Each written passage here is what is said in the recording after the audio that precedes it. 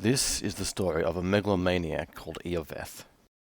He was a vile man, with an inexplicable hatred for all thing animal. He veered at cats on the freeway, sent lab mice to the Arctic, but most egregious of all, he threw out all of Katie's animal crackers. Iorveth worked as a scientist in a private laboratory called D11 Research Labs, with him and his colleagues designing a gateway to another dimension. When they finally had a breakthrough and saw the first rendered videos of the other world, Iorveth was horrified beyond words at what he saw. Alien animals. Peaceful, chubby, adorable alien animals. It sickened him. The gateway had led to what must have been the most peaceful world anyone had ever seen. The planet seemed to have no aggressive species, and an overabundance of plant life. A very rare spectacle.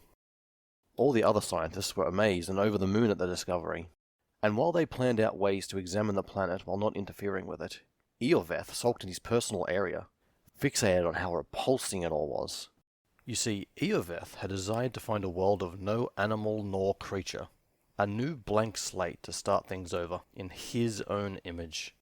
But this was brimming with as much life as Earth itself. So Iorveth went behind the backs of D11 Lab's administrators, and he started ordering every virus or disease the lab could legally get its hands on. Iorveth then began secretly sending food to the other dimension, laced with various concoctions of all said diseases. If the other scientists or the government had found out what Iorveth was doing, they would have stripped him of his credentials within an hour. But someone else found out first.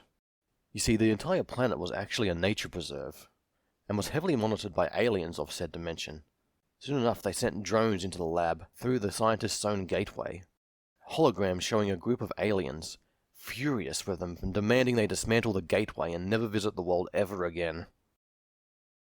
All of the scientists of D11 Research Labs were incredibly saddened by this. To accept the request and shut down the project, all of them were about to step away. All except for Iorveth, who stood up tall and stated he wouldn't stop. He claimed he would just build a brand new portal, and continue until the world had no life whatsoever. He was going to ruin it if it was the last thing he did. So the alien drone zapped Iorveth, took him to their dimension, transported him to a major city and put him on trial. The aliens were outraged with Iorveth for his attempt to hurt the ecosystem of a protected planet, and a committee soon formed with the intent to reason with him. But Iorveth wasn't going to reason with anyone.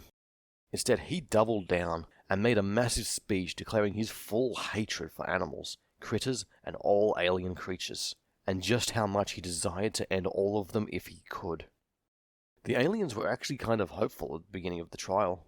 But no, they ended the trial with the shared belief that Iorveth was a danger to not just the protected world, not just his own, but all worlds. So they put him in a pod and launched him into space. After a week of travelling through space, the pod deliberately took Iorveth to one of the only worlds with plants but no animal life. As was his sentence. After all, where better to send a hate-filled man than the one place he could never hate? But there was one kind of life, an alien race called the Merepi. The Merepi were a race of lethargic simpletons, existing on just alien moss and mould. A group of them welcomed Iorveth with a polite and courteous "the alien," not even smart enough to notice that he clearly wasn't a Merepi. Iorveth should have been at peace. He was in a world with no animals, just like he wanted. But these half-wits were barely better than the creatures he hated so much. And, as the smartest being on the whole planet, it was up to him to whip them into shape. He quickly wowed them with his drive, knowledge, and ambitions. Within 10 of the planet's days, a large amount of Merepi saw Iorveth as a de facto leader. And in less than 1,000 days, Iorveth had taken control of a large amount of the Merepi homeworld, and was attempting to push it into an industrial revolution.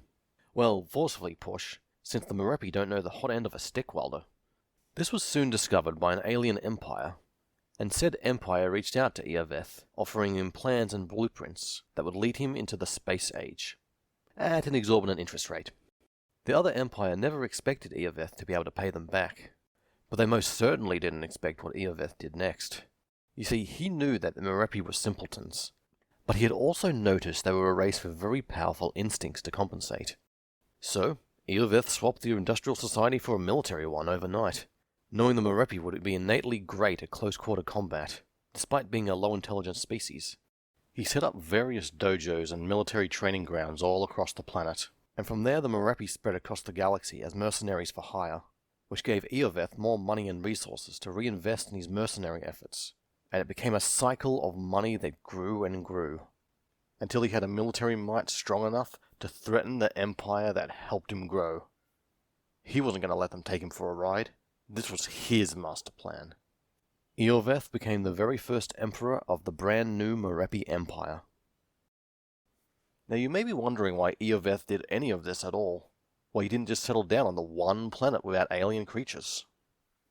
Well, because Iorveth had an itch that just wouldn't go away.